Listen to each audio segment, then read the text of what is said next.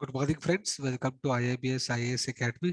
आज के इस वीडियो में हम देखेंगे कि यूपीएससी प्रीलिम्स जो सुबह हुआ था, सुबह के सेशन में 10:30 से 11:30 के बीच में, ठीक है, उसमें पॉलिटी और गवर्नेंस से कौन कौन से क्वेश्चंस आए और उन क्वेश्चंस के आंसर क्या हो सकते हैं, ठीक है, ये हम डिस्कस करेंगे इस वीडियो में। तो दोस्तों, मैं आपको बता दूं कि मैंने पॉलिटी से पहले एक हिस्ट्री का वीडियो बनाया था, हिस्ट्री और आर्ट एंड कल्चर का वीडियो, जिसमें मैंने ये बताया गया था कि कौन कौन से क्वेश्चंस हिस्ट्री से आए हैं, ancient history, medieval history, modern history से आए हैं, और कौन कौन से क्वेश्चन आर्ट एंड कल्चर के ऊपर आए हैं, ठीक है, इसी साल यूपीएससी प्री में, ठीक है, जो कि सुबह हुआ था।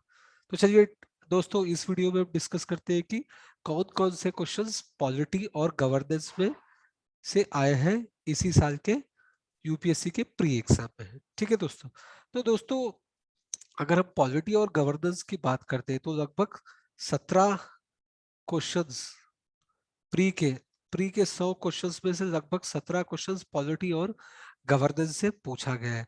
और दोस्तों, क्वेश्चंस मॉडरेट भी है और इजी भी है, क्वेश्चन ज्यादा टफ नहीं पूछा गया है, ठीक है, बस एनालिसिस हमें करना है, एनालिसिस हमें करना है। और क्वेश्चंस मेजरली आपको मिल जाएंगे लक्ष्मीकांत से और एनसीईआरटी से, ठीक है दोस्तों। तो ज्यादातर क्वेश्चन पूछा गया लक्ष्मीकांत और एनसीईआरटी से, और गवर्नेंस के क्वेश्चन पूछा गया करंट अफेयर्स से, करंट अफेयर्स से पूछा गया है गवर्नेंस के क्वेश्चंस। गवर्नेंस में भी 2 से 3 क्वेश्चन ही पूछा गया है दोस्तों, उससे ज्यादा क्वेश्चन पूछा नहीं गया है, ठीक है। तो जैसा कि मैंने पहले भी कहा था कि लगभग 17 से 18 क्वेश्चन यूपीएससी में इस साल के प्रीलिम्स एग्जाम में पॉलिटी और गवर्नेंस से पूछा गया है, ठीक है दोस्तों। तो चलिए डिस्कस करते हैं, वन बाय वन एक क्वेश्चन डिस्कस करते हैं, फिर उसका आंसर देख लेते हैं कि इसका आंसर क्या हो सकता है, ठीक है दोस्तों।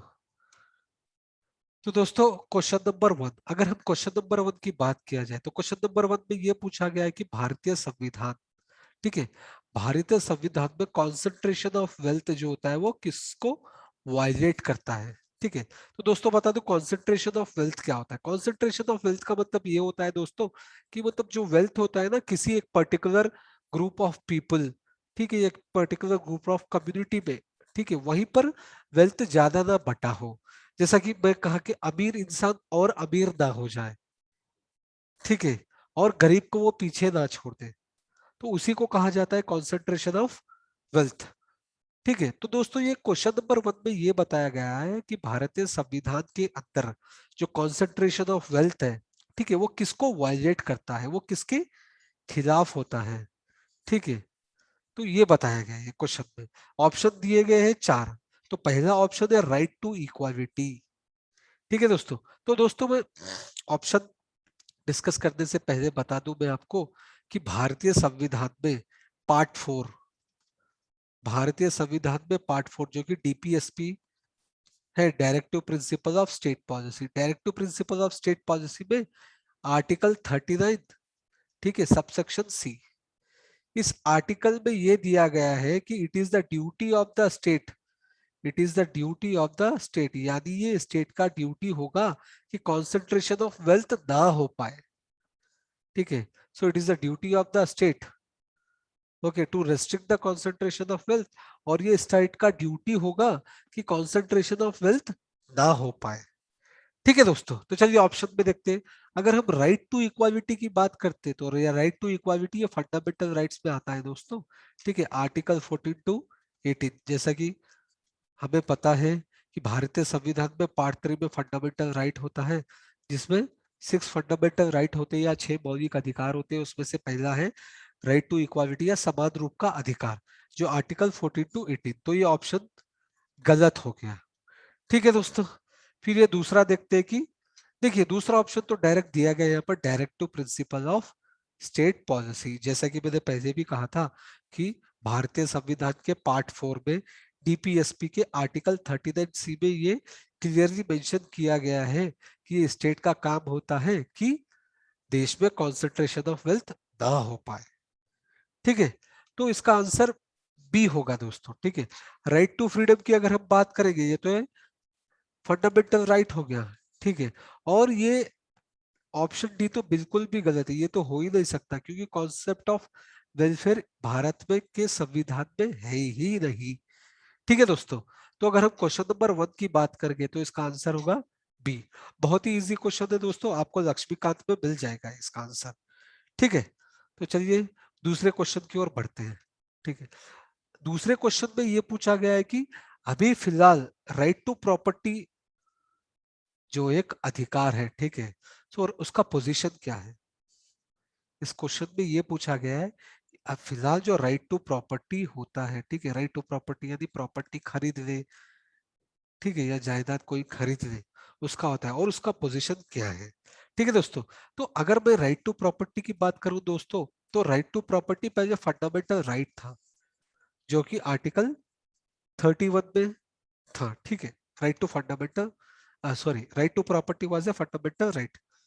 ठीक है, बाद में 44th कॉन्स्टिट्यूशनल अमेंडमेंट एक्ट, ठीक है, जब 44th टाइम भारतीय संविधान को बदला गया था, तब राइट टू प्रॉपर्टी को डिलीट कर दिया गया था एज ए फंडामेंटल राइट। ठीक है, राइट टू प्रॉपर्टी को डिलीट कर दिया गया था एज ए फंडामेंटल राइट, और अभी फिलहाल या 44th कॉन्स्टिट्यूशनल के बाद राइट टू प्रॉपर्टी चला गया था आर्टिकल 300 ए में as a legal right, as a legal right. ठीक है दोस्तों, तो ये प्रेजेंट पोजीशन है राइट टू प्रॉपर्टी का। तो ये क्वेश्चन में यही दिया गया है कि what is the present position of right to property, right to property है क्या अभी इस समय। ठीक है दोस्तों, तो चलिए ऑप्शन देखते हैं। ऑप्शन ए में देखेंगे, is it legal right, yes it is legal right, it is correct. और is it available to the citizen only, no, there is no such thing, ऐसा हो ही नहीं सकता दोस्तों, क्योंकि आर्टिकल 300 ए, ठीक है, हिंदुस्तान के संविधान के अंदर अनुच्छेद 301 में क्लियरली मेंशन किया गया है कि एनी पर्सन या कोई भी व्यक्ति, अगर हम एनी पर्सन की बात करते हैं, डेफिनेशन जो भारतीय संविधान में दिया गया है, कोई भी व्यक्ति, तो कोई भी व्यक्ति या तो भारतीय सिटीजन हो सकता है या फॉरेनर हो सकता है। ठीक है, तो ऑप्शन ए तो बिल्कुल गलत होगा, क्योंकि यहाँ पे क्लियरली मेंशन किया गया है कि सिटीजन ओनली। ठीक है दोस्तों, और ऑप्शन बी देखते हैं। ऑप्शन बी में ये दिया गया है कि legal right available to any person. ठीक है, लीगल राइट तो है, जैसा कि हमने पहले ही डिस्कस किया था कि राइट टू प्रॉपर्टी अभी लीगल राइट है, और ये अवेलेबल टू एनी पर्सन है, यस। अनुच्छेद 301 में साफ साफ मेंशन किया गया है कि ये अधिकार किसी भी व्यक्ति को है। ठीक है दोस्तों, तो इसका ऑप्शन बी हो सकता है। हम दूसरे ऑप्शन भी चेक कर देते हैं। राइट टू प्रॉपर्टी क्या ये फंडामेंटल राइट है, बिल्कुल गलत। ठीक है, और फोर्थ ऑप्शन दिया गया है, ना ही ये फंडामेंटल राइट है और ना ही ये लीगल राइट है। ना ही ये फंडामेंटल राइट है, ये सही है, पर ये लीगल राइट है। राइट टू प्रॉपर्टी से लीगल राइट है। ठीक है, तो ऑप्शन डी भी गलत होगा। ठीक है, तो इस क्वेश्चन नंबर 2 का सही जवाब होगा ऑप्शन बी दोस्तों। दोस्तों ये काफी इजी क्वेश्चन है, आपको मिल जाएगा लक्ष्मीकांत की बुक में। ठीक है, चलिए फिर तीसरे क्वेश्चन की ओर बढ़ते हैं। ठीक है, ये भी बहुत इजी क्वेश्चन है दोस्तों। ठीक है, इस बार पॉलिटी में पता नहीं क्यों काफी स्टैटिक क्वेश्चन पूछा गया है, ज्यादा एनालिसिस की जरूरत नहीं पड़ी है पॉलिटी क्वेश्चंस में, ज्यादा क्वेश्चंस स्टैटिक डाटा से लिया गया है। ठीक है, तो ये क्वेश्चन में ये बताया गया है कि 26 जनवरी 1950, दोस्तों आपको पता ही है 26 जनवरी 1950 को गणतंत्र दिवस माना जाता है, रिपब्लिक डे माना जाता है, और 26 जनवरी 1950 को ही हमारा संविधान लागू हुआ था।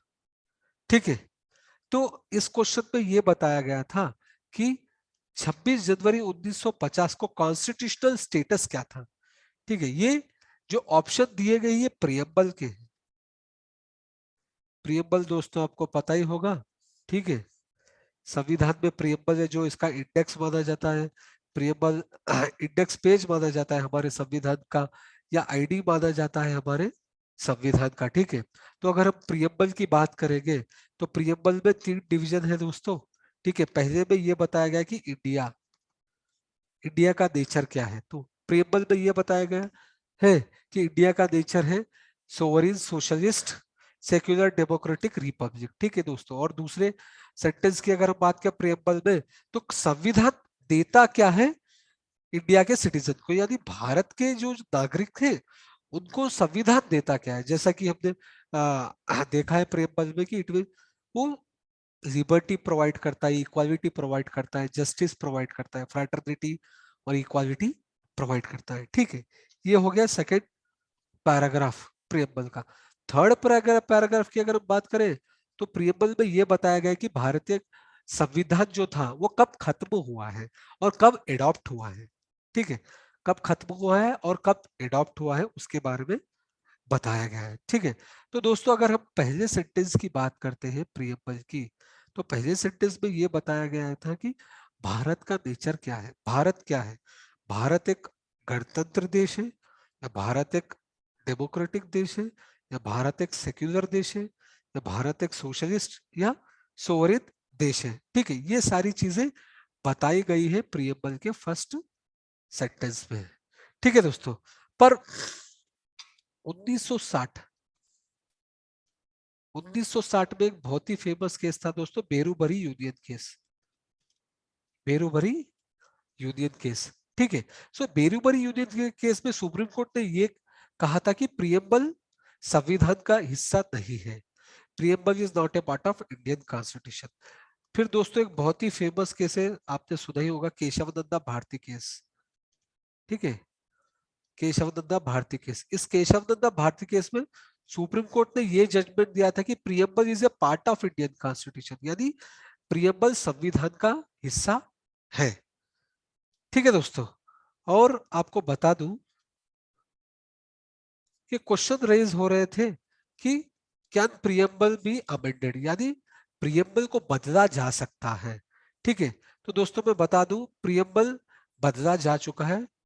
ठीक है, 72nd कॉन्स्टिट्यूशनल अमेंडमेंट एक्ट 1976। ठीक है, 1976 में पहली बार प्रियम्बल को बदला गया था, और अभी तक सिर्फ एक ही बार प्रियम्बल को बदला जा चुका है। ठीक है, और जब बदला गया था प्रियम्बल को, तो तीन शब्द ऐड हुए थे, वो तीन शब्द थे सोशलिस्ट, सेक्युलर और इंटीग्रिटी। सो जब प्रियम्बल अमेंड हुआ था, जब प्रियम्बल बदला गया था 42nd कॉन्स्टिट्यूशनल अमेंडमेंट एक्ट 1976 के समय, तब तीन शब्द प्रियम्बल में ऐड हुए, वो तीन शब्द थे सोशलिस्ट, सेक्युलर एंड इंटीग्रिटी। ठीक है दोस्तों, चलिए अब क्वेश्चन की ओर बढ़ते हैं। अगर हम क्वेश्चन की बात किया जाए, ठीक है, तो ये क्वेश्चन में ये पूछा गया थी 26 जनवरी 1956 को भारत का नेचर क्या था। ठीक है, तो उस समय क्या था, चलिए देखते हैं, ऑप्शंस में देखते हैं। क्या वो सिर्फ डेमोक्रेटिक और रिपब्लिक था? नहीं, बिल्कुल नहीं। क्या वो सोवरेन, डेमोक्रेटिक और रिपब्लिक था? हाँ, कह सकते हैं, क्योंकि सोशलिस्ट, सेक्युलर और इंटीग्रिटी, ये जो तीन शब्द थे, ये बाद में ऐड हुए। ठीक है, तो चलिए ऑप्शन बी को साइड में रखते हैं, ऑप्शन सी को देखते हैं। सोवरिन था, हाँ उस समय था। सेक्युलर था, नहीं था। डेमोक्रेटिक, हाँ था। रिपब्लिक, हाँ था। ठीक है, तो ऑप्शन सी हो ही नहीं सकता। ऑप्शन डी में देखते हैं कि सोवरिन था, हाँ। सोशलिस्ट था 1950 को, नहीं था। सेक्युलर था 1950 को, नहीं था। डेमोक्रेटिक था 1950 के समय, हाँ था। रिपब्लिक था 1950 के समय, हाँ था। ठीक है दोस्तों, तो ऑप्शन डी भी हो ही नहीं सकता, क्योंकि जैसा कि मैंने पहले ही कहा था, सोशलिस्ट और सेक्युलर ये दो शब्द है जो 42nd कॉन्स्टिट्यूशनल अमेंडमेंट एक्ट के द्वारा प्रियम्बल में ऐड किए गए थे। तो दोस्तों इस क्वेश्चन का आंसर ए नहीं हो सकता, सी भी नहीं हो सकता, और डी भी नहीं हो सकता। इस क्वेश्चन का आंसर होगा बी। ठीक है, सोवरेन, डेमोक्रेटिक और रिपब्लिक, ये तीन शब्द थे 1950 के समय हमारे प्रियम्बल में। ठीक है दोस्तों, तो ये रहा क्वेश्चन 3 का आंसर। चलिए दोस्तों फोर्थ क्वेश्चन को डिस्कस करते हैं। ठीक है, ये क्वेश्चन आपको एनसीईआरटी की बुक में मिल जाएगा, ये क्वेश्चन आपको एनसीईआरटी की बुक में मिल जाएगा। ठीक है, इस क्वेश्चन में तिकड़म लगाया जा सकता है, और इस क्वेश्चन में ये पूछा गया है कि कॉन्स्टिट्यूशनल गवर्नमेंट का मतलब क्या होता है, यानी संविधान सरकार का मतलब होता क्या है। ठीक है दोस्तों, तो इसको ऑप्शन देखते हैं। संविधान सरकार का मतलब क्या होता है कि a representative government of a nation with federal structure. ठीक है, क्या एक रिप्रेजेंटेटिव गवर्नमेंट किसी नेशन की है और जहां फेडरल स्ट्रक्चर है, क्या इसी का मतलब होता है संविधान सरकार? नहीं, क्योंकि यूनिटरी में भी होता है संविधान, जैसा कि यूके में है, यूके यूनिटरी गवर्नमेंट है, वहां भी संविधान है। ठीक है, तो ये नहीं हो सकता है। ठीक है, चलिए दूसरा देखते हैं, बी का। A government whose head enjoy the nominal power, ऐसा कुछ नहीं है, क्योंकि भारत, अगर हम भारत की बात करेंगे तो भारत का head head of the state माना जाता है प्रेसिडेंट, और प्रेसिडेंट के पास नॉमिनल पावर है। ठीक है, अगर हम यूएसए की बात करेंगे तो यूएसए के पास कॉन्स्टिट्यूशन है, संविधान। ठीक है, और यूएसए का हेड है प्रेसिडेंट, और प्रेसिडेंट के पास नॉमिनल और रियल पावर दोनों है। ठीक है, तो ऑप्शन बी हो ही नहीं सकता है दोस्तों। ऑप्शन सी देखते हैं, a government whose head enjoy the real power, ये भी नहीं हो सकता है। ठीक है दोस्तों, चलिए ऑप्शन डी देखते हैं, government limited by the terms of the constitution, ये हो सकता है दोस्तों, क्योंकि इसमें ये बताया गया है कि एक ऐसी सरकार जिसके पावर लिमिटेड है। ठीक है, और जो ऐसी सरकार जिसका पावर संविधान से आता हो, या संविधान सोर्स हो उस पावर का। ठीक है दोस्तों, तो ऑप्शन डी हो सकता है इसका आंसर। ठीक है दोस्तों, क्योंकि ऑप्शन ए गलत होगा, ऑप्शन बी भी गलत होगा, और ऑप्शन सी भी गलत होगा। तो क्वेश्चन नंबर 4 का आंसर है डी। ठीक है दोस्तों, चलिए क्वेश्चन नंबर 5 देखते हैं। अगर हम क्वेश्चन नंबर 5 की बात किए तो यहाँ कुछ टर्म दिए गए हैं, यहाँ कुछ शब्द दिए गए, जैसा हाल भी, हो और कोई। और इसमें पूछा गया है कि हाल भी, हो और कोई ये है क्या। ठीक है, ये किस चीज से रिलेटेड है, ये है क्या। तो चलिए ऑप्शन देखते हैं दोस्तों। क्या ये डांस है नॉर्थ वेस्ट इंडिया का? बिल्कुल नहीं। क्या ये म्यूजिकल इंस्ट्रूमेंट है? बिल्कुल नहीं। क्या ये प्री हिस्टोरिक केव पेंटिंग है? बिल्कुल भी नहीं।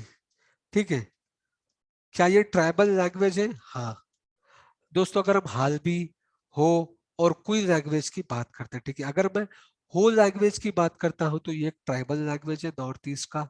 ठीक है, अगर कोई लैंग्वेज की बात करता हूं तो ये एक ट्राइबल लैंग्वेज है साउथ इंडिया का। ठीक है, नीलगिरी, नीलगिरी के पास कुछ ट्राइबल पीपल होते हैं जो कोई लैंग्वेज यूज करते हैं।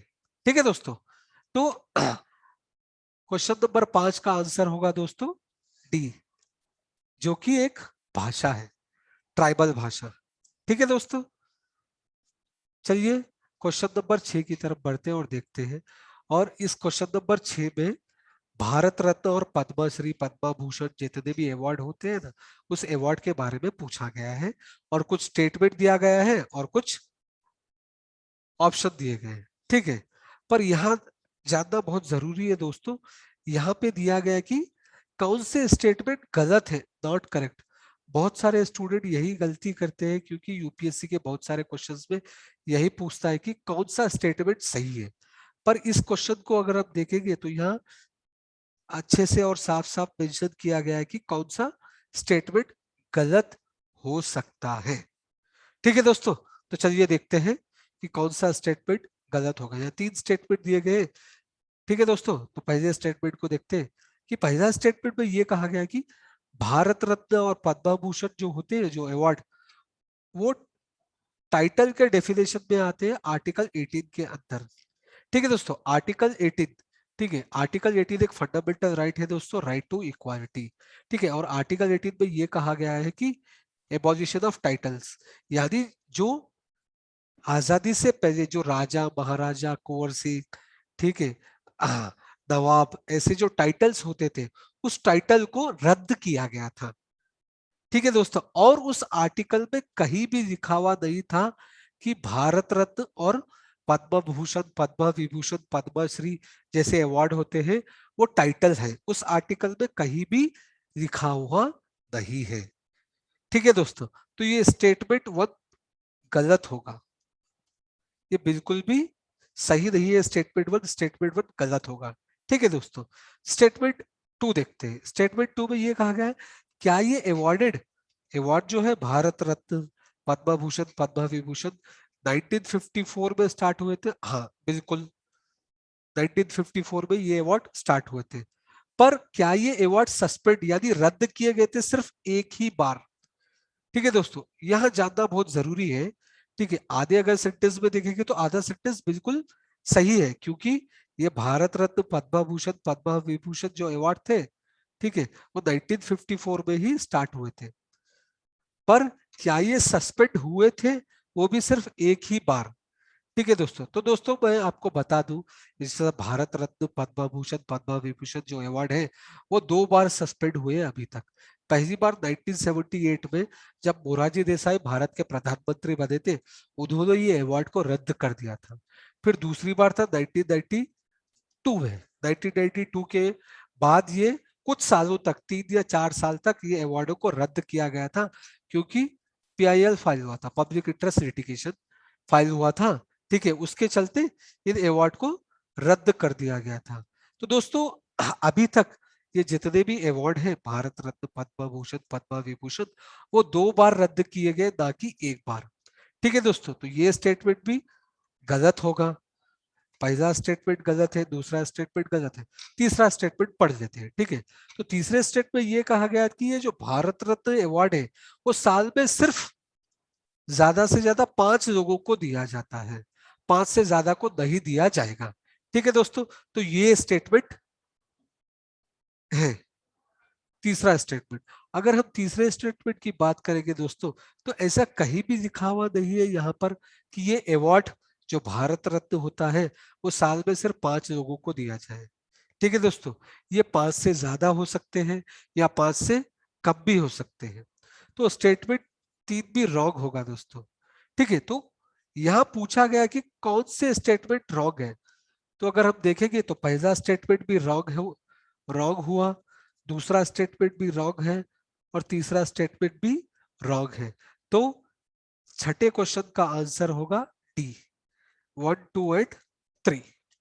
ठीक है दोस्तों, चलिए आगे बढ़ते हैं। 7th question. 7th क्वेश्चन दोस्तों ये गवर्नेंस का है, जुडिशियल कस्टडी, जो हाल ही में चर्चित में रहा था। ठीक है, जुडिशियल कस्टडी के बारे में पूछा गया दोस्तों। तो मैं आपको बता दूं, 2 तरह की कस्टडी होती है, एक है जुडिशियल कस्टडी और एक है पुलिस कस्टडी। ठीक है, एक होता है जुडिशियल कस्टडी और दूसरा होता है पुलिस कस्टडी। ठीक है, पुलिस कस्टडी क्या होता है दोस्तों? पुलिस कस्टडी में ये होता है कि ये जो एक्यूज्ड होता है, जिसके ऊपर इल्जाम लगा है लॉ को वायलेट करने का, ठीक है, जो एक्यूज्ड होता है उसको लॉकअप में डाल दिया जाता है, पुलिस लॉकअप में डाल दिया जाता है। ठीक है, पुलिस लॉकअप में भेज दिया जाता है, और जो इन्वेस्टिगेशन ऑफिसर होता है, जिसे IO कहा जाता है, इन्वेस्टिगेशन ऑफिसर, या वो केस का इंचार्ज ऑफिसर होता है, वो कभी भी इंटरोगेट कर सकता है उस एक्यूज को। ठीक है दोस्तों, तो ये होता है पुलिस कस्टडी। जुडिशियल कस्टडी क्या होता है देख लेते हैं। जुडिशियल कस्टडी में ये होता है कि ये जुडिशियल कस्टडी में जो एक्यूज होता है वो मजिस्ट्रेट की कस्टडी में रहता है, ना कि पुलिस की कस्टडी में। वो मजिस्ट्रेट की कस्टडी में रहता है, मजिस्ट्रेट उसको जेल भेजता है। ठीक है, मजिस्ट्रेट उसको जेल भेजता है, ना कि पुलिस लॉकअप में। ठीक है, और दूसरी बात यह है कि जब वो एक्यूज जेल में रहता है, ठीक है, जब इन्वेस्टिगेशन ऑफिसर के पास अधिकार नहीं होता है कि वो उस एक्यूज को इंटरोगेट करे। अगर इंचार्ज ऑफिसर, जो इन्वेस्टिगेशन ऑफिसर होता है, ठीक है, उसको अगर इंटरोगेट करना हो तो मजिस्ट्रेट का परमिशन चाहिए होता है। ठीक है, मजिस्ट्रेट का अगर परमिशन हो तो वो इंटरोगेट कर सकता है जुडिशियल कस्टडी में। ठीक है दोस्तों, तो होप आपको समझ में आ गया होगा कि जुडिशियल कस्टडी किसे कहते हैं और पुलिस कस्टडी किसे कहते हैं। ठीक है, तो चलिए देखते हैं क्वेश्चन में क्या पूछा गया है। क्वेश्चन में दोस्तों 2 स्टेटमेंट दिया गया है, और ये क्वेश्चन है जुडिशियल कस्टडी के बारे में। तो जैसा कि मैंने पहले ही कहा था कि जुडिशियल कस्टडी में मजिस्ट्रेट जो होता है जेल में भेजता है, ना कि लॉकअप में। तो स्टेटमेंट पढ़ते हैं। जुडिशियल कस्टडी का मतलब ये होता है कि जो एक्यूज्ड होता है, ठीक है, उसको लॉकअप में भेजते हैं, पुलिस स्टेशन के लॉकअप में भेजते हैं, ना कि जेल में। तो दोस्तों ये स्टेटमेंट बिल्कुल भी सही नहीं है, क्योंकि जुडिशियल कस्टडी का मतलब ये होता है कि मजिस्ट्रेट उस एक्यूज को जेल में भेजता है, ना कि पुलिस स्टेशन के लॉकअप में। ठीक है दोस्तों, तो स्टेटमेंट वन गलत होगा। चलिए दूसरा स्टेटमेंट देखते हैं। दूसरे स्टेटमेंट में ये बताया गया है कि एक्यूज अगर जुडिशियल कस्टडी में हो तो जो इन्वेस्टिगेशन ऑफिसर होगा या पुलिस ऑफिसर इंचार्ज होगा या पुलिस ऑफिसर जो जो उस केस का इंचार्ज होगा, ठीक है, उसको अलाउ नहीं किया जाएगा कि उस एक्यूज या सस्पेक्ट को इंटरोगेट करे। ठीक है, ठीक है दोस्तों, उसको अलाउ नहीं किया जाएगा बिना कोर्ट की परमिशन के। क्या यह स्टेटमेंट सही है दोस्तों? हाँ बिल्कुल सही है। जैसा कि मैंने पहले भी कहा था कि जुडिशियल कस्टडी में एक्यूज को जेल भेजा जाता है, ठीक है, और अगर इंचार्ज ऑफिसर, पुलिस इंचार्ज या इन्वेस्टिगेशन ऑफिसर हो, अगर उस एक्यूज को इंटरोगेट करना चाहता हो तो वो इंटरोगेट कर सकता है कोर्ट के अप्रूवल से, और बिना कोर्ट के अप्रूवल के उसको इंटरोगेट का परमिशन नहीं है और ना ही वो ऑफिसर इंटरोगेट कर सकता है। तो यही स्टेटमेंट क्वेश्चन, यही स्टेटमेंट टू में दिया गया है दोस्तों, जो कि बिल्कुल सही है। अगर हम सेवंथ का आंसर देखा जाए तो इसका आंसर होगा दोस्तों बी, क्योंकि यहां पूछा गया कि कौन सा स्टेटमेंट या स्टेटमेंट्स सही है। तो सेवंथ का आंसर होगा दोस्तों बी। चलिए एट्थ क्वेश्चन की ओर बढ़ते हैं। ठीक है, एट्थ क्वेश्चन की अगर हम बात करें तो ये पैरोल के बारे में है दोस्तों। तो पैरोल क्या होता है दोस्तों? तो दोस्तों अगर कोई कैदी होगा जो अपनी सजा काट रहा है, ठीक है, और उस कैदी को अपने परिवार से मिलना है या अपने करीबी जन से मिलना है, ठीक है, या कुछ उसका ऑफिशियल काम पेंडिंग रह गया हो, तो उस कैदी को छुट्टी मिलती है। ठीक है, छुट्टी मिलती है, ये कानून है दोस्तों। तो उसी को कहा जाता है पैरोल, उसी को कहा जाता है पैरोल। पर यह पैरोल कैदी का अधिकार नहीं है, पर यह पैरोल कैदी का अधिकार नहीं होता है। कैदी रिक्वेस्ट कर सकता है, ठीक है, तभी मिलेगा उसको, पर उस पैरोल का जो रिक्वेस्ट किया है पैरोल का वो कैंसिल भी हो सकता है। ये मैंडेटरी नहीं है। मैंडेटरी इसलिए नहीं है क्योंकि पैरोल कैदी का अधिकार नहीं है। ठीक है दोस्तों, तो इसका मतलब होता है पैरोल। तो क्वेश्चन नंबर 8 में पूछा गया पैरोल के बारे में, ठीक है, और इसमें दो स्टेटमेंट दिया गया है और पहला स्टेटमेंट है पैरोल।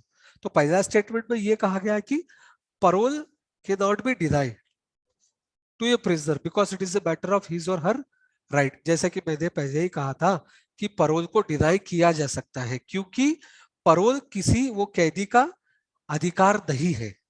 तो ये स्टेटमेंट बिल्कुल गलत होगा दोस्तों। ठीक है, और दूसरा स्टेटमेंट देखते हैं।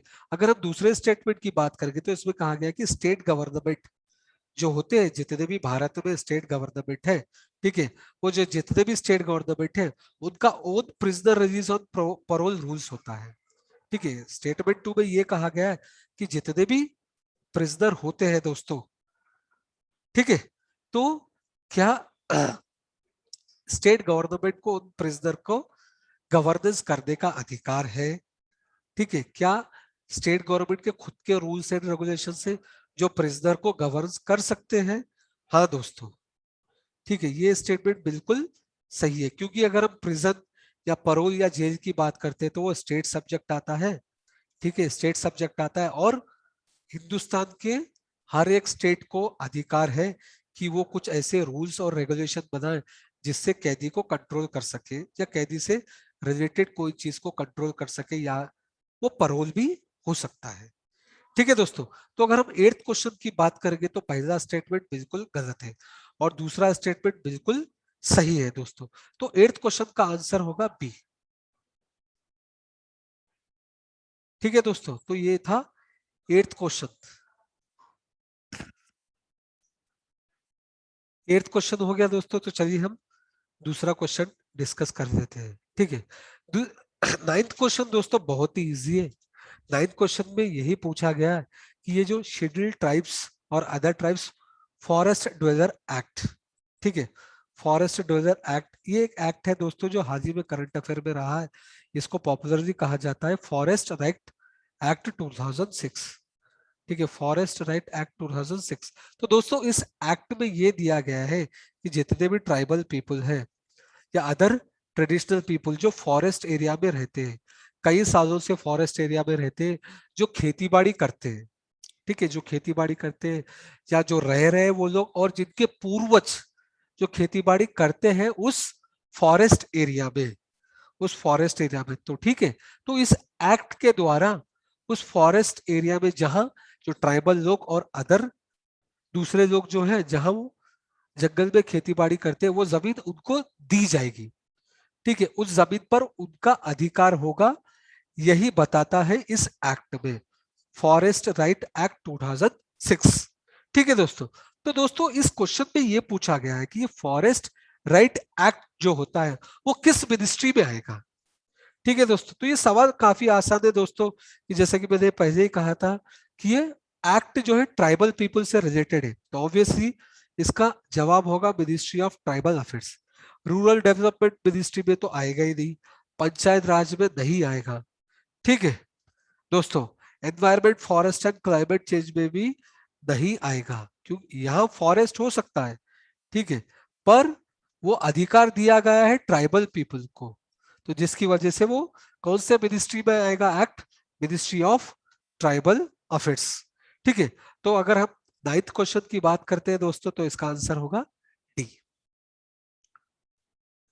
चलिए 10th क्वेश्चन देखते हैं दोस्तों। अगर 10th क्वेश्चन की बात करते हैं हम, ठीक है, तो 10th क्वेश्चन में ये सीधा सीधा पूछा गया है, ठीक है, थोड़ा तोड़ मरोड़ के पूछा गया, अगर हम अच्छे से एनालाइज कर देंगे तो हमें इसका आंसर मिल जाएगा। ठीक है, तो यहां से करते हैं। तो इस क्वेश्चन में ये पूछा गया है कि ये कौन सा जो आर्टिकल होता है, ठीक है, कौन सा आर्टिकल होता है जो लॉ से रिलेटेड होता है और जो एग्जीक्यूटिव और एडमिनिस्ट्रेटिव अथॉरिटी होते हैं, ठीक है, जो एडमिनिस्ट्रेटिव और एग्जीक्यूटिव अथॉरिटी होते हैं उसका दुरुपयोग कर सकते हैं, उसका दुरुपयोग कर सकते हैं। ठीक है, यही पूछा गया कि अगर एक एग्जीक्यूटिव और एडमिनिस्ट्रेटिव अथॉरिटी, अगर उनके पास एक डिस्क्रिशनरी पावर आ जाए, डिस्क्रिशनरी पावर ये होता है कि मनमर्जी हम चाहे जो भी कर सकते हैं। ठीक है, तो अगर एग्जीक्यूटिव और एडमिनिस्ट्रेटिव अथॉरिटी के पास डिस्क्रिशनरी पावर आ जाए, ठीक है, वो लॉ एप्लीकेशन के, तो वो कौन सा आर्टिकल का वॉयलेट करता है, ठीक है, या वो कौन से आर्टिकल के खिलाफ है। दोस्तों यही क्वेश्चन पूछा गया, हमें कुछ नहीं करना है दोस्तों, थोड़ा सा एनालाइज करते हैं, ऑप्शन देखते हैं। ठीक है दोस्तों, तो यहाँ एप्लीकेशन ऑफ लॉ वायलेट्स के बारे में पूछा गया है, तो हमें बस यही जानना है कि कौन सा आर्टिकल है जो लॉ से रिलेटेड होता है। ठीक है दोस्तों, आर्टिकल 14, अगर मैं आर्टिकल 14 की बात करूंगा तो ये होता है equality, equality before law, equality before law, यानी कानून के आगे सभी समान है। ठीक है, आर्टिकल 28 की अगर बात करूंगा तो ये रिलीजियस राइट हो गया दोस्तों, यानी धर्म का अधिकार है। आर्टिकल अगर 32 की बात करूंगा मैं, तो राइट टू कॉन्स्टिट्यूशनल रेमेडी है, यानी अगर आपके मौलिक अधिकार का उल्लंघन हो रहा है या कोई भी आपका मौलिक अधिकार छीन रहा है, तब आप उसके खिलाफ केस कर सकते हैं। ठीक है, और कोर्ट रिट इशू कर सकता है, कोर्ट ऑर्डर, वो होता है आर्टिकल 32। अगर आर्टिकल 44 की बात करेंगे तो यूनिफॉर्म सिविल कोड होता है, यूनिफॉर्म सिविल कोड। ठीक है, तो यूनिफॉर्म सिविल कोड का मतलब ये होता है दोस्तों कि सारे लॉ, ठीक है दोस्तों, लॉ दो प्रकार के होते हैं दोस्तों, क्रिमिनल लॉ भी एक होता है और पर्सनल लॉ एक होता है। अगर क्रिमिनल लॉ की अगर हम बात करेंगे तो ये समान रूप से है, ये यूनिफॉर्म है, क्योंकि हमारे पास आईपीसी है। अगर हम पर्सनल लॉ की बात करेंगे तो अलग, हिंदू के लिए अलग लॉ है, मुस्लिम के लिए अलग लॉ है, ठीक है, क्रिश्चियंस के लिए अलग लॉ है उनके पर्सनल मैटर पे, जैसा मैरिज हो गया या डाइवोर्स हो गया या इनहेरिटेंस ऑफ प्रॉपर्टी, यानी जो पूर्वज है उनके जायदाद को कैसे हासिल करते हैं। ठीक है, ये सारी चीजें आती है पर्सनल लॉ में।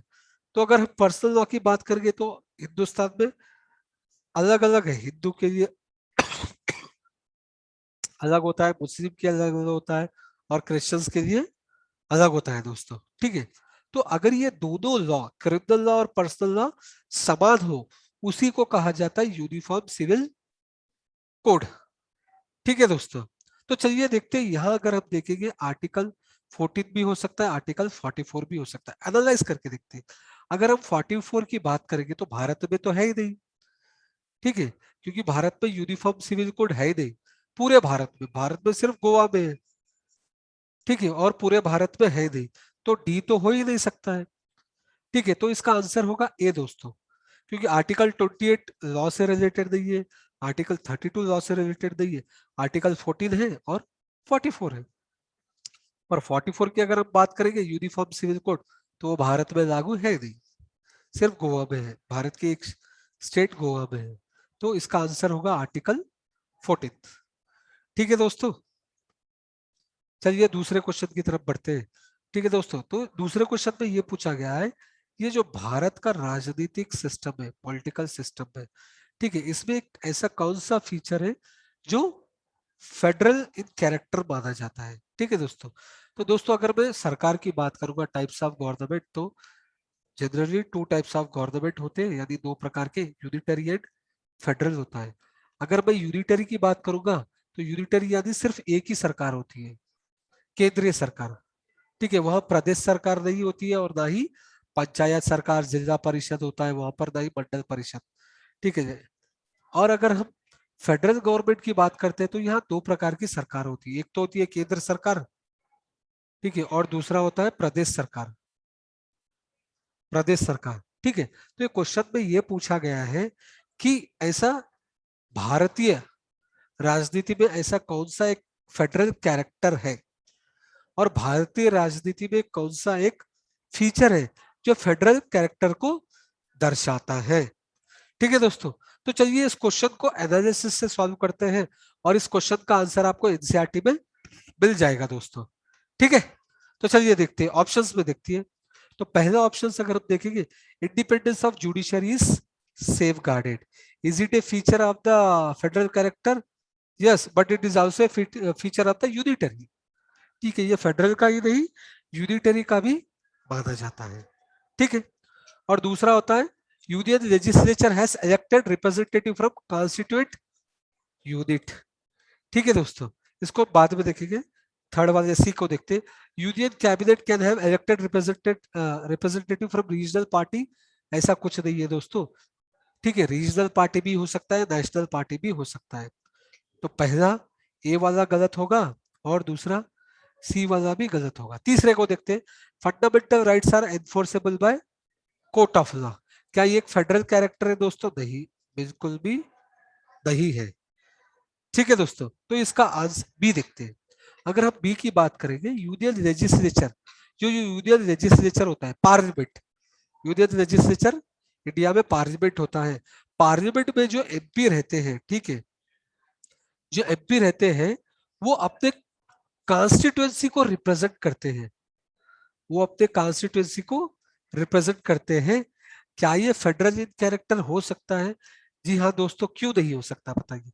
अगर हम ऑप्शन देखेंगे, तो सबसे करीब ऑप्शन और सबसे सही ऑप्शन हमें बी ही लगता है दोस्तों।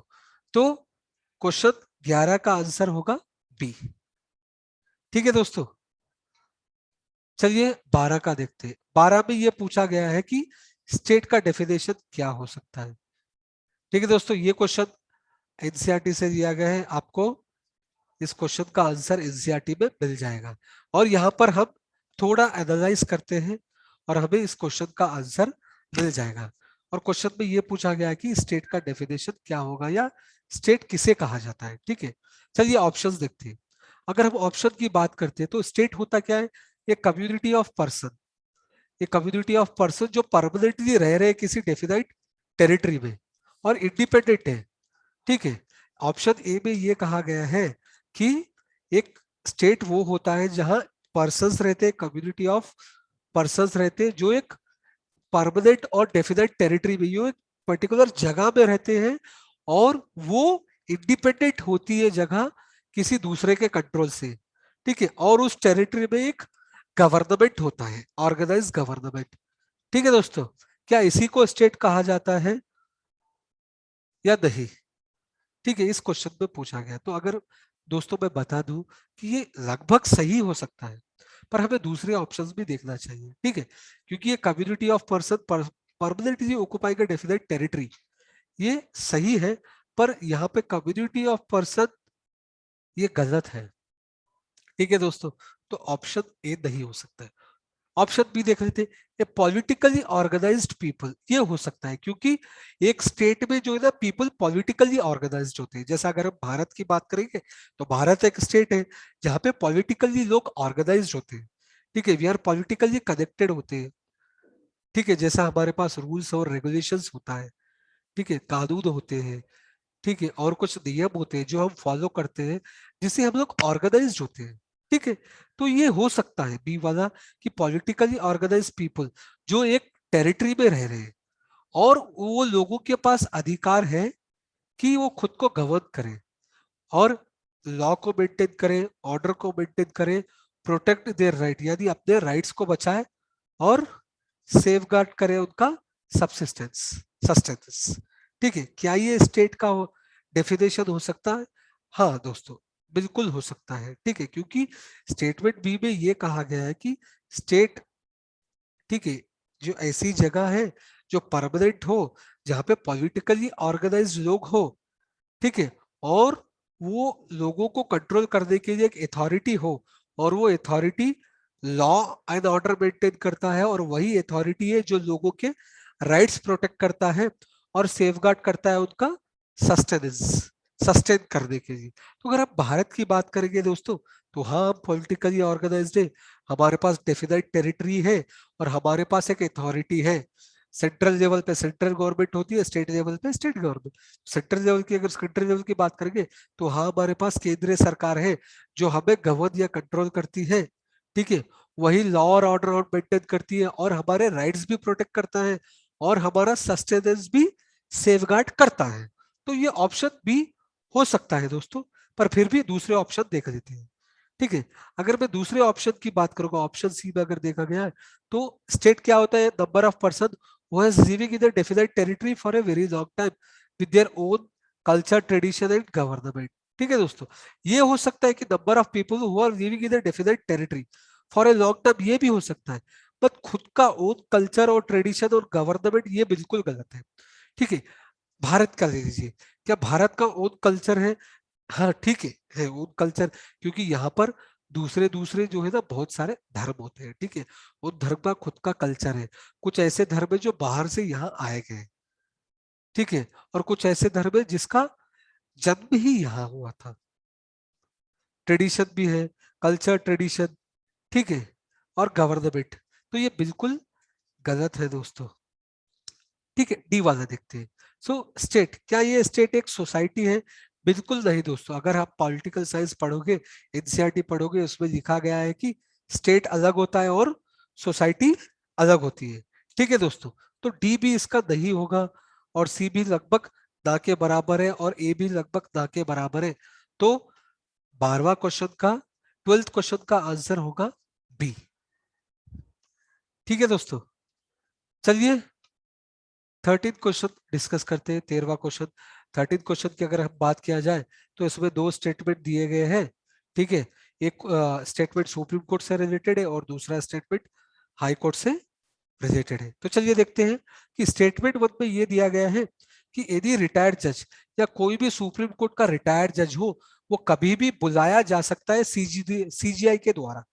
चीफ जस्टिस ऑफ इंडिया जो होता है, चीफ जस्टिस ऑफ इंडिया को उसके पास अधिकार है कि वो किसी भी रिटायर्ड सुप्रीम कोर्ट के जज को वापस बुला सके किसी केस के लिए, प्रेसिडेंट के परमिशन के बाद या प्रेसिडेंट की परमिशन से ही।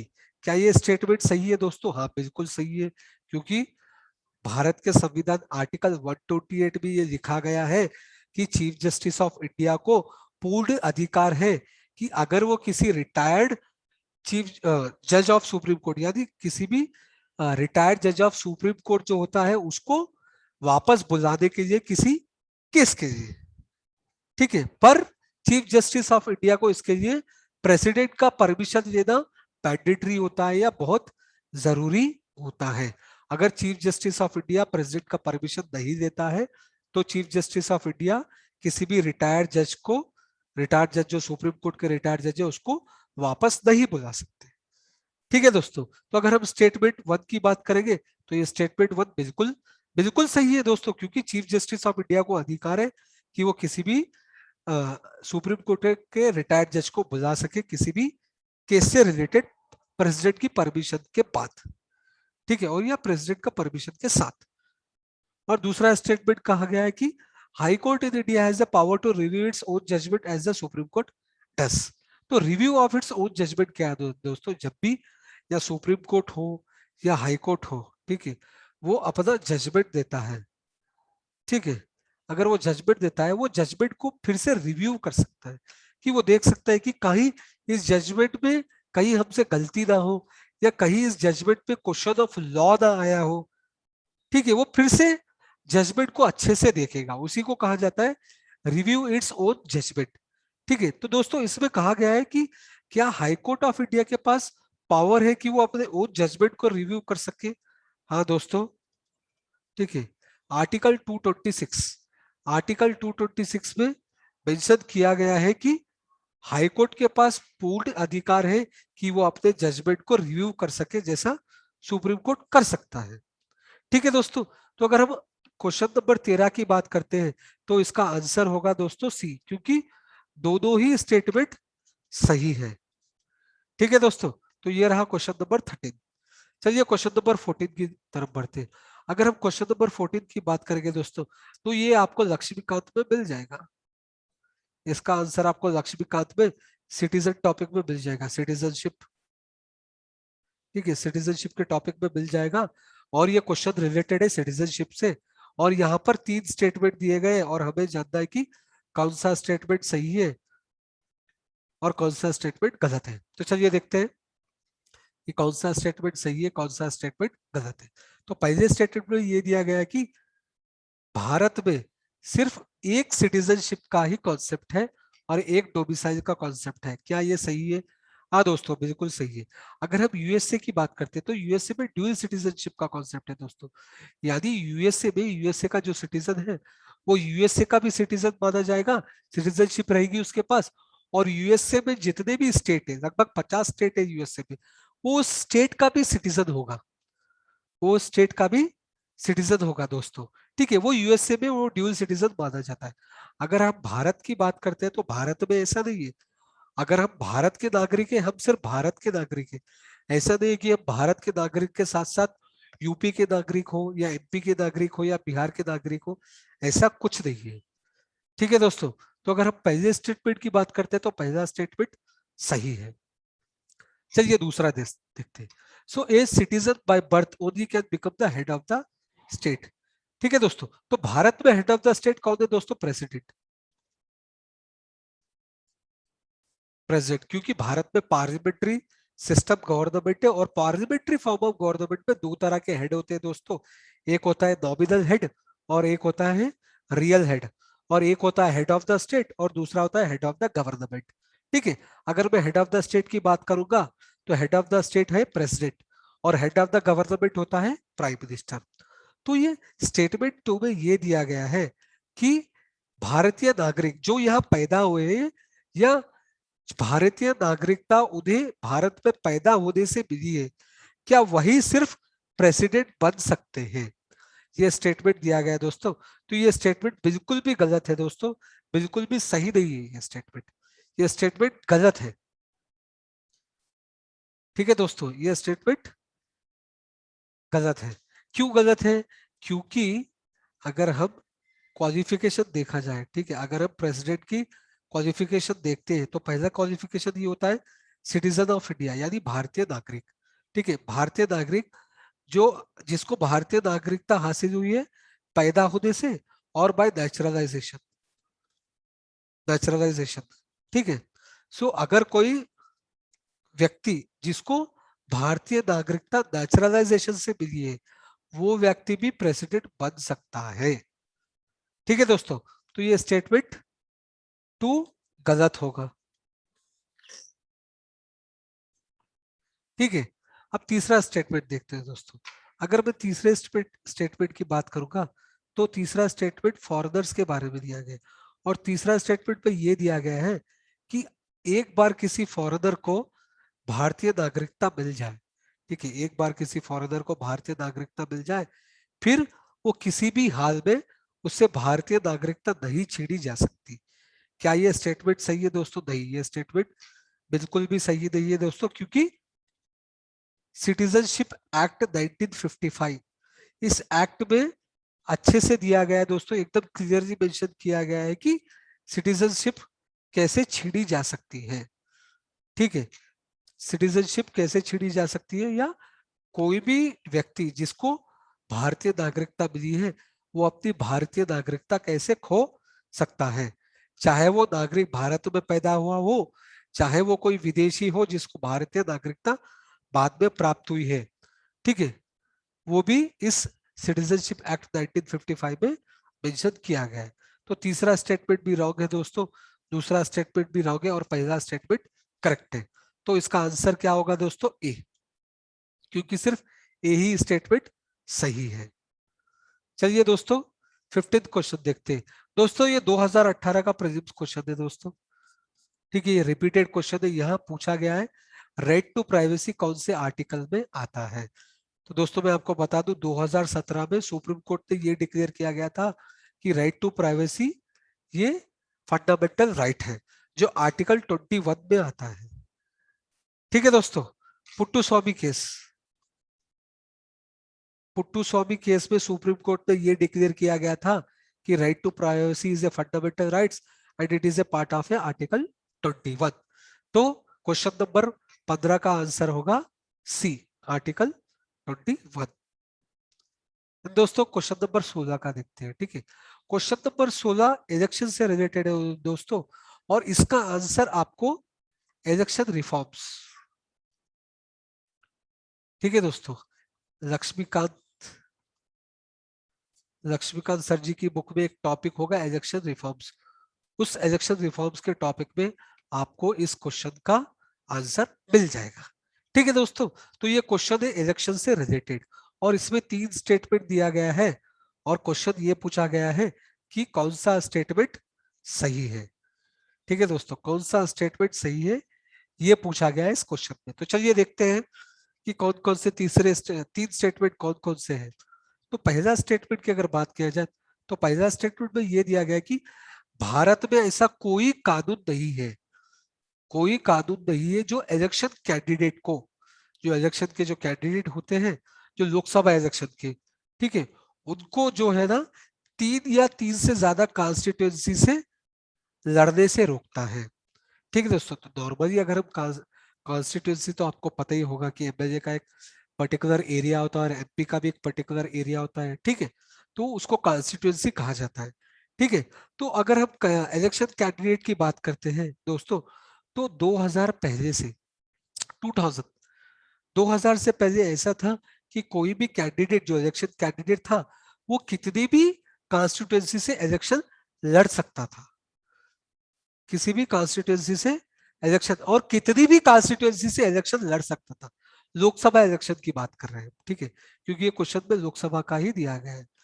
लेकिन 2000 में ऐसा नियम बनाया गया है इलेक्शन रिफॉर्म्स में, 2000 के बाद ऐसा नियम बनाया गया है कि कोई भी इलेक्शन कैंडिडेट जो लोकसभा के चुनाव में खड़ा हो, ठीक है, वो 2 से ज्यादा कॉन्स्टिट्यूएंसी से इलेक्शन नहीं लड़ सकते, 2 से ज्यादा कॉन्स्टिट्यूएंसी से इलेक्शन नहीं लड़ सकते, और ये कानून भारत में है। अगर हम ये स्टेटमेंट की बात करेंगे तो ये स्टेटमेंट में ये कहा गया है कि ऐसा कोई कानून नहीं है भारत में, तो ये स्टेटमेंट 1 बिल्कुल भी सही नहीं है, ये गलत होगा। ठीक है, अब दूसरा स्टेटमेंट देखते हैं। दूसरा स्टेटमेंट की अगर बात करेंगे तो ये देवीलाल, ठीक है दोस्तों, देवीलाल कौन थे? देवीलाल डेप्यूटी प्राइम मिनिस्टर थे हमारे, वो आगे चलकर डेप्यूटी प्राइम मिनिस्टर बने थे। ठीक है, तो 1991 में ऐसा हुआ था कि देवीलाल जो थे, ठीक है, वो लोकसभा से इलेक्शन में खड़े थे, और वो 3 कॉन्स्टिट्यूएंसी से खड़े थे। लोकसभा इलेक्शन में वो 3 कॉन्स्टिट्यूएंसी से खड़े थे, और उन्हें 2 कॉन्स्टिट्यूएंसी से इलेक्शन भी जीता था।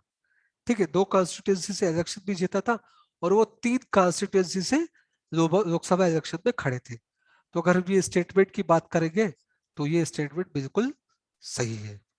और तीसरा देखते हैं, तीसरे में ये बताया गया है कि कोई भी लोकसभा जो इलेक्शन कैंडिडेट होता है जो 1 से ज्यादा कॉन्स्टिट्यूएंसी से इलेक्शन में खड़ा हो रहा है, ठीक है, अगर वो 1 से ज्यादा कॉन्स्टिट्यूएंसी में खड़ा हो रहा है, जैसा मान लीजिए कि दो कॉन्स्टिट्यूंसी में खड़ा हो रहा है और दोनों कॉन्स्टिट्यूंसी में जीत रहा है, दोनों में जीत रहा है, तो क्या वो कैंडिडेट दोनों कॉन्स्टिट्यूंसी का एमपी होगा? नहीं, वो सिर्फ एक ही कॉन्स्टिट्यूंसी का एमपी होगा और दूसरी कॉन्स्टिट्यूंसी उसको छोड़ना पड़ेगा, दूसरी कॉन्स्टिट्यूंसी उसको छोड़ना पड़ेगा।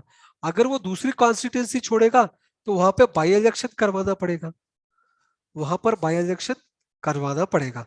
तो ये स्टेटमेंट में ये दिया गया है कि जब भी कोई लोकसभा कैंडिडेट होता है जो एक से ज्यादा कॉन्स्टिट्यूंसी में इलेक्शन में खड़ा होता है और जीतता भी है, ठीक है, तब उसको एक ही कॉन्स्टिट्यूंसी से उसको चुनना पड़ेगा और जितने भी दूसरे कॉन्स्टिट्यूंसी होंगे वो उसको छोड़ना पड़ेगा।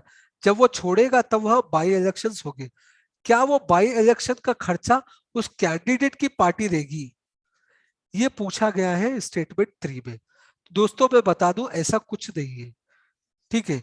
इलेक्शन कमीशन ऑफ इंडिया वहां पर इलेक्शन कंडक्ट करेगी और इलेक्शन का खर्चा गवर्नमेंट ही देगी या सरकार को ही देना पड़ेगा, ना कि उस कैंडिडेट के पार्टी को।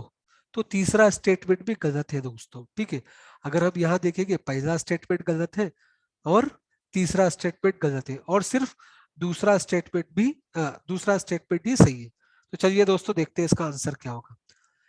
पहला स्टेटमेंट गलत है, ठीक है, तीसरा भी गलत है, तो इसका आंसर होगा बी, क्योंकि दूसरा ही स्टेटमेंट है जो सही है। ठीक है दोस्तों, चलिए बढ़ते हैं अगले क्वेश्चन की तरफ। ठीक है दोस्तों, तो अगला क्वेश्चन के बारे में ये दिया गया है कि पार्लियामेंट्री, ठीक है, ये दिया गया है कि पार्लियामेंट्री फॉर्म ऑफ गवर्नमेंट, जैसे कि मैंने पहले ही कहा था पिछले क्वेश्चन में कि इंडिया के पास पार्लियामेंट्री फॉर्म ऑफ गवर्नमेंट है, ना कि प्रेसिडेंसी, ठीक है। और ये जो पार्लियामेंट्री फॉर्म ऑफ गवर्नमेंट है हमने यूके से लिया गया है, ब्रिटिश मॉडल से, ठीक है। तो कुछ हद तक इंडिया का और ब्रिटिश का पार्लियामेंट्री लगभग सेम है, पर कुछ डिफरेंस है, कुछ डिफरेंस है। वो कौन से डिफरेंस है ये इसमें पूछा गया है। ये कौन से डिफरेंस है? ओके, ये इसमें पूछा गया है, ठीक है। कौन कौन से डिफरेंस है, यानी भारतीय पार्लियामेंट्री सिस्टम किस तरह से अलग है ब्रिटिश पार्लियामेंट्री सिस्टम से। और यहाँ दो स्टेटमेंट दिए गए और हमें पता करना है कि कौन सा स्टेटमेंट सही है और कौन सा गलत है। ठीक है दोस्तों, तो पहला स्टेटमेंट, अगर हम पहले स्टेटमेंट की बात करेंगे तो लेजिस्लेशन यानी लॉ बनाना यानी कानून बनाने की अगर हम बात करेंगे तो ब्रिटिश पार्लियामेंट वो सुप्रीम होता है, ब्रिटिश पार्लियामेंट वो सुप्रीम या सोवरेन होता है, यानी ब्रिटिश पार्लियामेंट के पास पूरा अधिकार होता है, ठीक है, वो सुप्रीम होता है। और ब्रिटिश पार्लियामेंट से बढ़कर कोई नहीं है यूके में, ठीक है, लॉ बनाने के लिए। अगर हम भारत की बात करते हैं तो भारत का जो पार्लियामेंट है, ठीक है, और जो पार्लियामेंट के पास अधिकार है लॉ बनाने का, वो एक लिमिटेड है, वो एक सीमित है, ठीक है। तो दोस्तों स्टेटमेंट वन में सिंपल सी बात है, ये पूछा गया है कि यूके में जो है, यूके का जो ब्रिटिश पार्लियामेंट उसके पास अनलिमिटेड पावर है और इंडिया का जो पार्लियामेंट है उसके पास लिमिटेड पावर है। क्या ये सही है? तो दोस्तों मैं बता दूं ये बिल्कुल सही है, ये बिल्कुल सही है, क्योंकि इंडिया में पार्लियामेंट के पास लॉ बनाने का अधिकार है, पर वो जो अधिकार है, वो जो पावर है, वो अनलिमिटेड नहीं है, वो अनलिमिटेड नहीं है, वो पावर है लिमिटेड इन नेचर, ठीक है। क्योंकि सुप्रीम कोर्ट ने बिदेरवा मिल्स केस, सुप्रीम कोर्ट ने बिदेरवा मिल्स केस में क्लियरली बताया गया था कि पार्लियामेंट का जो पावर है वो लिमिटेड इन नेचर है, ना कि अनलिमिटेड इन नेचर। और British British parliament it is unlimited in nature, जैसा कि मैनुअल कांत, मैनुअल कांत कौन थे? मैनुअल कांत एक वेस्टर्न पॉलिटिकल फिलोसोफर थे। उन्होंने कहा था ब्रिटिश पार्लियामेंट के बारे में कि British parliament can do anything accept making main into women, women into main, यानी ब्रिटिश पार्लियामेंट कुछ भी कर सकता है सिवाय स्त्री को पुरुष बनाने का और पुरुष को स्त्री बनाने का। इतना पावरफुल होता है ब्रिटिश पार्लियामेंट। पर इंडिया का जो पार्लियामेंट होता है वो लिमिटेड होता है, ठीक है, उसका पावर जो होता है वो लिमिटेड है। तो स्टेटमेंट वन बिल्कुल सही है दोस्तों, इसमें कोई शक नहीं है कि स्टेटमेंट वन गलत हो, ठीक है, स्टेटमेंट वन बिल्कुल सही है। तो चलिए दूसरा देखते हैं। अगर हम दूसरे स्टेटमेंट की बात करेंगे, सो ये इंडिया से रिलेटेड है, ठीक है। सो इंडिया में जो amendment of an act of A parliament, ठीक है, तो जब भी कोई पार्लियामेंट एक लॉ बनाता है, एक्ट, अगर उसको बदला जाए तो उसे कहते हैं अमेंडमेंट। अगर वो लॉ को बदल रहे हैं या पूरा लॉ या लॉ की कुछ चीजें बदल रहे हैं या कुछ सेक्शन हो गया या शेड्यूल हो गया, ठीक है, या उस लॉ का कुछ हिस्सा बदल रहे हैं, तो उसे कहा जाता है अमेंडमेंट। उसे कहा जाता है अमेंडमेंट, ठीक है। तो दोस्तों मैं आपको बता दूं, सुप्रीम कोर्ट ऑफ इंडिया यानी भारत के सुप्रीम कोर्ट के पास पूर्ण अधिकार है कि पार्लियामेंट अगर कोई लॉ बनाता है या उस लॉ को चेंज करता है या अमेंड करता है, ठीक है, कि उस लॉ को चेंज करता है या अमेंड करता है, तो सुप्रीम कोर्ट के पास पूरा अधिकार है या तो वो लॉ की जांच करे या तो वो जो चेंजेस हुआ है अमेंडमेंट उसकी जांच करे और ये देखे क्या वो लॉ, क्या वो अमेंडमेंट संविधान के खिलाफ हो, क्या वो लॉ और क्या वो अमेंडमेंट भारतीय नागरिक के खिलाफ हो, ठीक है। सुप्रीम कोर्ट के पास पूरा अधिकार होता है, ठीक है। उसी को कहा जाता है कॉन्स्टिट्यूशनलिटी, उसी को कहा जाता है कॉन्स्टिट्यूशनलिटी। यानी वो सुप्रीम कोर्ट चेक करता है कि ये जो लॉ बना है पार्लियामेंट ने या वो लॉ को अमेंड किया है वो कॉन्स्टिट्यूशनली करेक्ट है कि नहीं, क्या वो कॉन्स्टिट्यूशन या संविधान के खिलाफ हो, ठीक है। तो जब भी ऐसा सुप्रीम कोर्ट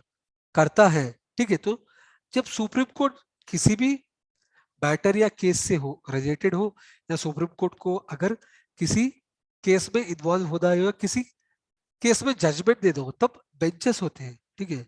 ऐसा नहीं है कि सुप्रीम कोर्ट या हाई कोर्ट में सिर्फ एक जज होता है ना, ठीक है, वो जजमेंट नहीं देता है, वो बेंचेस होती है, ठीक है। अगर हम बेंचेस की बात करेंगे तो नॉर्मल बेंच होता है सुप्रीम कोर्ट का, नॉर्मल बेंच जिसमें 3 जजेस होते हैं, और दूसरा आता है कॉन्स्टिट्यूशनल बेंच, दूसरा आता है कॉन्स्टिट्यूशनल बेंच जिसमें मिनिमम 5 जज होते हैं, मिनिमम 5 जज होते हैं, ठीक है। तो यहाँ क्वेश्चन में ये दिया गया है कि जब सुप्रीम कोर्ट कॉन्स्टिट्यूशनलिटी चेक करता है तो वो कॉन्स्टिट्यूशनलिटी कॉन्स्टिट्यूशनल बेंच चेक करता है क्या?